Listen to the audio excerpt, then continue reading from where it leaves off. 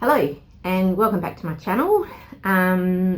This episode's taken me a little while to put together because I've been moving quite a lot and taking lots of footage, but piecing it all together and editing it takes a bit of time. So this episode I'm going to talk about the rest of my trip in France and the trip across the Channel. So yeah, let's get started. In my last episode I was at the Beauvais tapestry factory, which was fabulous. There is a similar factory in Paris actually called Les Gobelins, which is a hilarious name and I don't know why it's called that, but just for comparison I went there and had a look at that as well. So after I left Beauvais, I caught the train, went via Paris briefly to do that tour, and then I went northwest again, up into the Normandy region. And destination this time was the city of Rouen. Hopefully I'm saying that right. Who knows?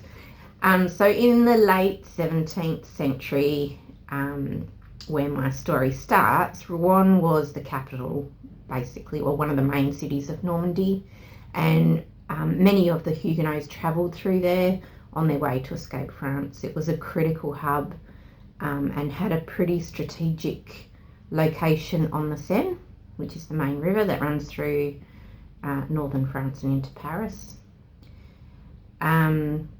And so it offered a pretty accessible route from various other parts of France, particularly northern and central France.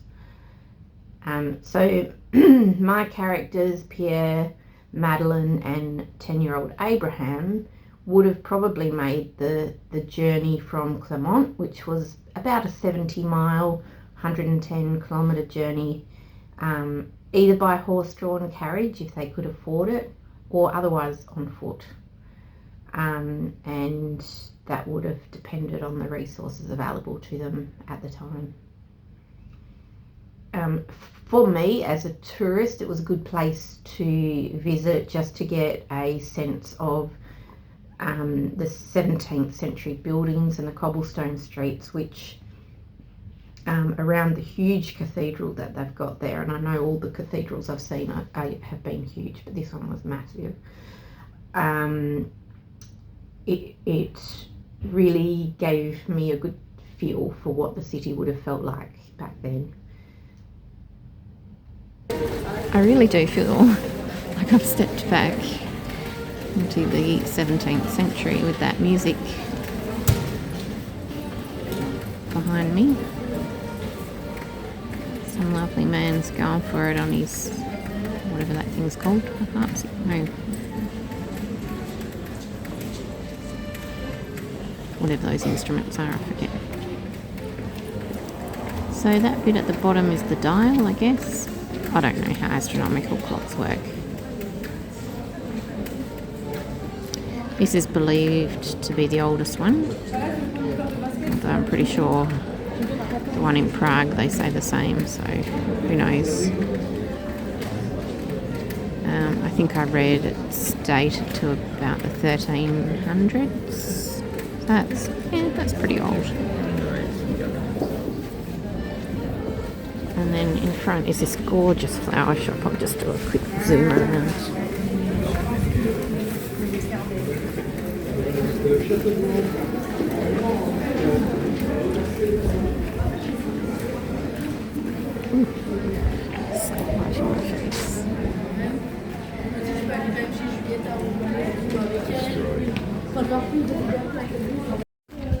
I just came through that archway and I didn't realise that the clock on both sides. Oh.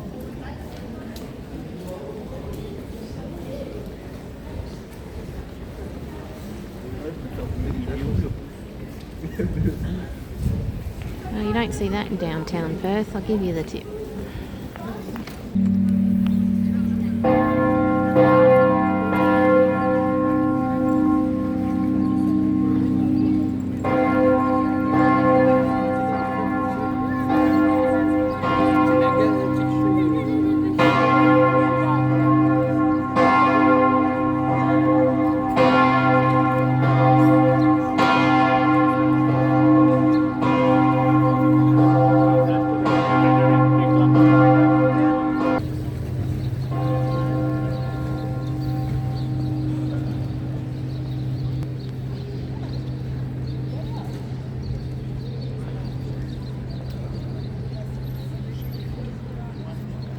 many of the Huguenots who escaped France did so via the ports of Dieppe, Le Havre, or Calais.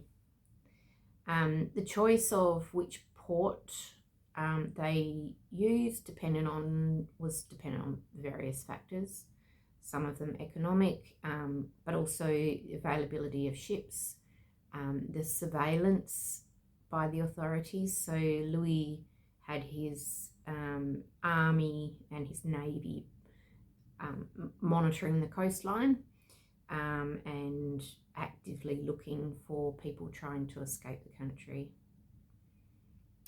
And also where the destination was. So some of them used those ports to actually go north to the Netherlands or Belgium, and others, as you know, went to England. So those who chose Le Havre as an exit port would have found there were smugglers who came up the Seine from the mouth of the river, which was at Le Havre harbour, and they would take them in rowboats down the Seine to the port, which was at its mouth. This option meant less overland walking to get to the port, which may well have appealed to Pierre with a wife and child in tow. However, a departure from Dieppe made for a much shorter route across the channel. Now, as inland people, land dwellers, this would have been probably an important consideration for them. This option involved travelling overland through the French countryside, often under the cover of night, or through back roads and less travelled trails and paths. It would have been cold, dangerous, and pretty terrifying. There were authorities everywhere, as I said, enforcing the ban on immigration. Regardless of which option they chose, when they arrived at the port, they would have then tried to find a ship where they could hide away. And these refugees would hide away in the cargo hold or in secret compartments which were built into the hull, sometimes under deck planks or even in wine barrels. It was a really dangerous and uncomfortable trip, and they would have gone, I think, for the shortest possible option. So, hello, I've just arrived in the town of Dieppe, which is my last stop in France before I head back across the channel to England. So Dieppe is a little harbour town, and the ferry goes from here to Newhaven in England. So as I'm walking along the port here, I'm just trying to, in my mind, imagine what it would have looked like 400 years ago.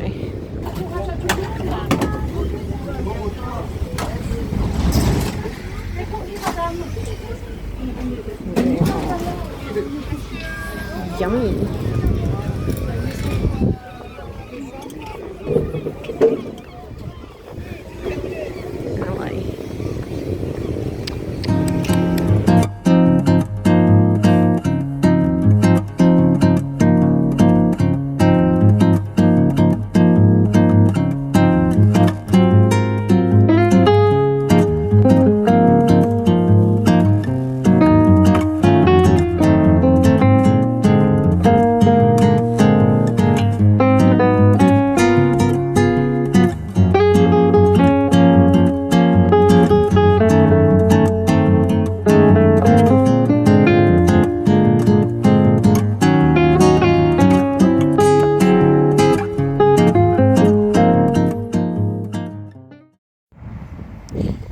So hopefully the sound is okay. It's hard to find a spot that's not too windy.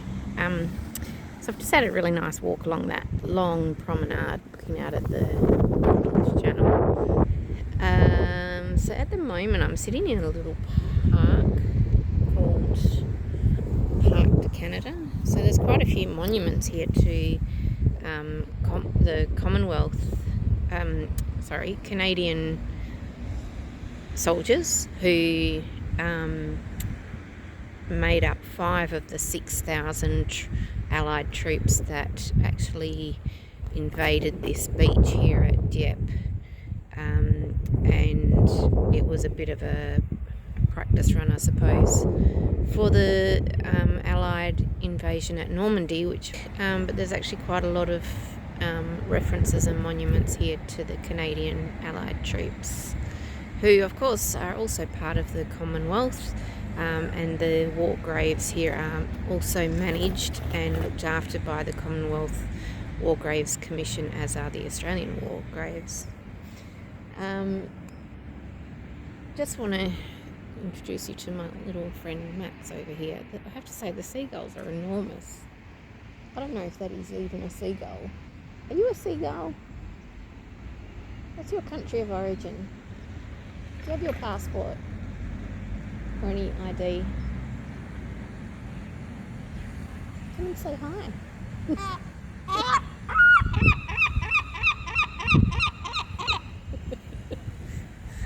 At least someone's laughing at my jokes. That was beautiful timing. Thank you, mate. Anyway, so there's this castle behind me, and I think the way to get there is through that little doorway over there. So I'm going to go and stick my nose through there, and if there's a staircase that takes me up the hill, I might go up there.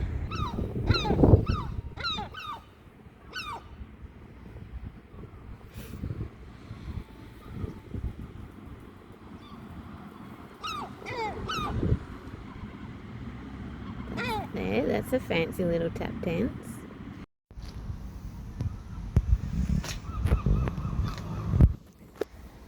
So that didn't go to plan.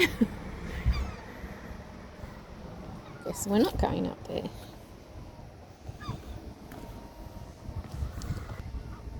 So I guess the other thing I was contemplating while I was walking along the beachfront there, well, contemplating many things, my choices in life. Sorry, it's really bad camera work. I was contemplating many things as I was walking along that promenade. And one of them, I guess, was what Pierre, the carpenter, and his 11-year-old son, Abraham, were thinking as they got ready to leave. You know, if my research is correct, they had enjoyed a pretty privileged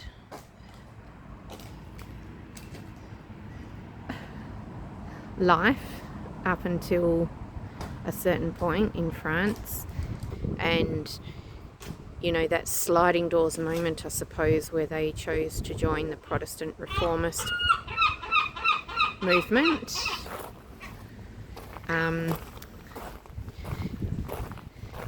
Changed everything, and it was tolerated for long enough that shut up. It was tolerated for long enough that it became hard to undo, maybe, I don't know. And what I do know is that they had been French citizens since at least the Middle Ages, and so to leave their home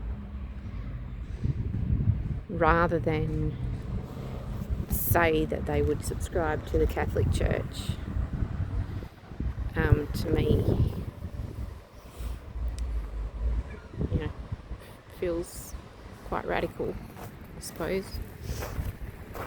And I was contemplating what they must have been thinking as they got ready to board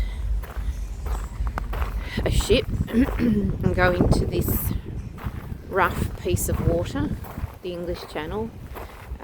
Even today it's known to be quite a rough crossing, or can be. And, you know, in all likelihood they probably couldn't swim, and even if they could, it wouldn't matter in these sort of oceans. If you sank, you sank. And you'd drown quickly because the water's so cold. So it must have been really scary to take what was a new wife and a small child on board that ship and be heading towards a life that's really uncertain, and to feel that you've got no other choice but to run away from the only home you've ever known. And you know, there's many people around the world who still face that choice, but they take the leap of faith because they hope for something better, and they don't always find it. So yeah, it's something we can all just contemplate from time to time. So I can't find the way up to that castle, and to be honest, I'm getting pretty darn hungry, and the idea of sea scallops is starting to be a very imposing thought in my mind. So I think I might just meander back and find